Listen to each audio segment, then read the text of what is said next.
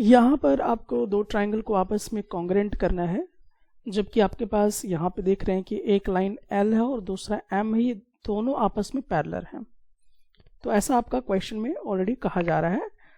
और यहाँ पे जो आपका ये वाला जो ये लाइन है, ये ट्रांसवर्सल के जैसा बिहेव भी कर रहा है। तो चलिए देखते हैं कि किस तरह से क्वेश्चन को सॉल्व करते हैं।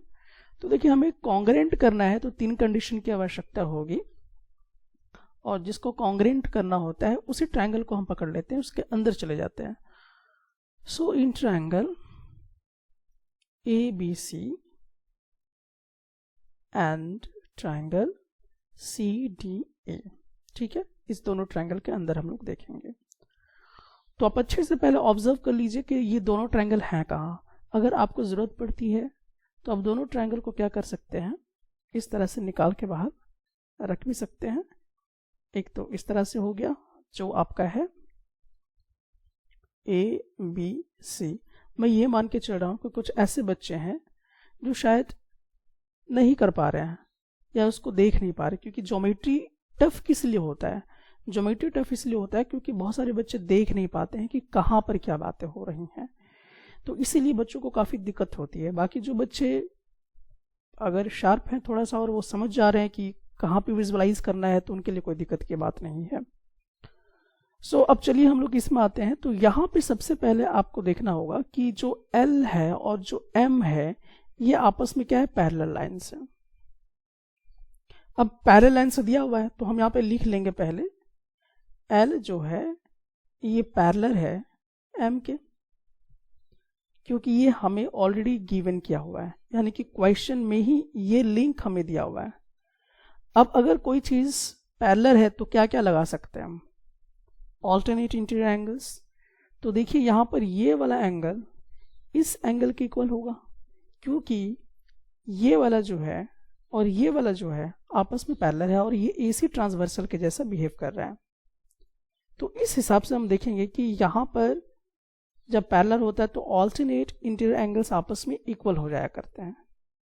सो उस हिसाब से अगर हम लोग देखें तो हम लोग क्या कह सकते हैं, तो हम लोग देखेंगे कि ये वाला जो एंगल है, ये वाला, इसको और इसको हम लोग आपस में इक्वल करेंगे, यानी कि BAC। तो हम लोग लिखेंगे यहाँ पे एंगल BAC, ये किसके इक्वल होगा, तो ये वाला जो एंगल है इसके इक्वल हो जाएगा। अब प्रश्न है कि इसका क्या हम लोग लिखेंगे, तो आप यहाँ पर मैच कराइए, BD पर आएगा तो इसको हम लोग बोलेंगे एंगल D। यहाँ से चेक करते जाइए, है ना, यहाँ पे देखिए B है तो B यहाँ से दिखाइए, B किस पे है, D पे आएगा। फिर इसके बाद A, तो A किस पे आएगा, फर्स्ट वाली C पर, तो यहाँ पर C लिखेंगे। और ये C किस पर है, A पर।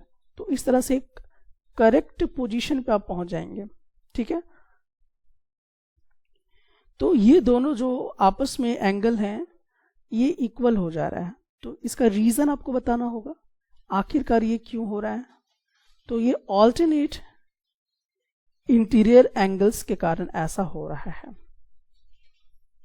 अब दूसरा हम लोग देखते हैं कि अब हम लोग ये भी देख सकते हैं कि ये वाला जो एंगल है, ये वाला, ये इसके इक्वल होगा। तो चलिए अब इसको भी हम लोग देखते हैं, DAC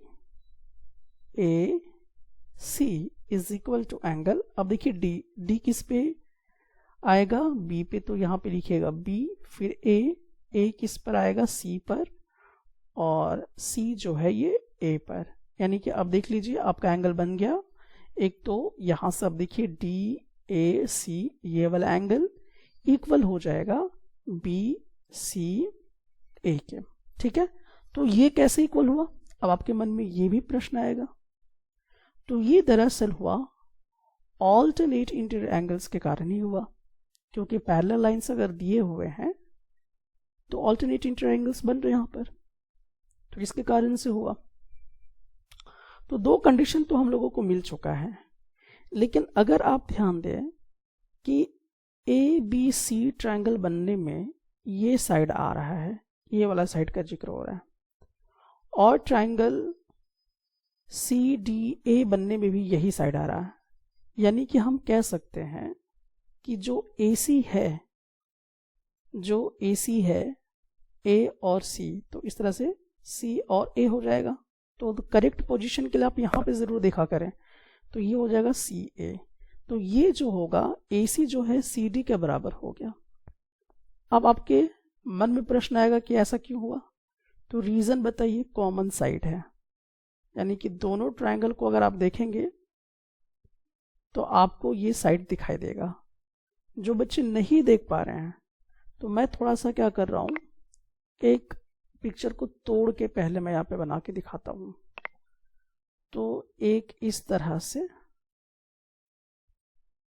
A, C and B होगा और दूसरा कुछ इस प्रकार से जो कि है A, C एंड D। तो आप देख रहे हैं कि ये वाला और ये वाला दोनों में साइड कॉमन है, इसीलिए हम कहेंगे कि कॉमन साइड है। ठीक है, यानी दोनों में सेम है, दोनों ट्रायंगल में वो वाला साइड कॉमन है। तो अब देखिए आपके पास तीन कंडीशन मिले कि नहीं मिले। यहाँ पे दो एंगल मिल गया, एक साइड मिल गया। सो देयरफॉर जब इस तरह से तीन कंडीशन आपको मिल जाता है तो ये हम साबित करने में कामयाब हो जाते हैं कि जो ट्रायंगल ABC है ये कॉन्ग्रेंट होगा ट्रायंगल CDA के। रीजन क्या लिखिएगा? बाई एंगल साइड एंगल के थ्रू ये आपको मिलता है, क्योंकि यहाँ पे देखिए दो एंगल और एक साइड का जिक्र हुआ है। तो इस प्रकार से आपका ये क्या हो रहा है, प्रूव्ड हो चुका है।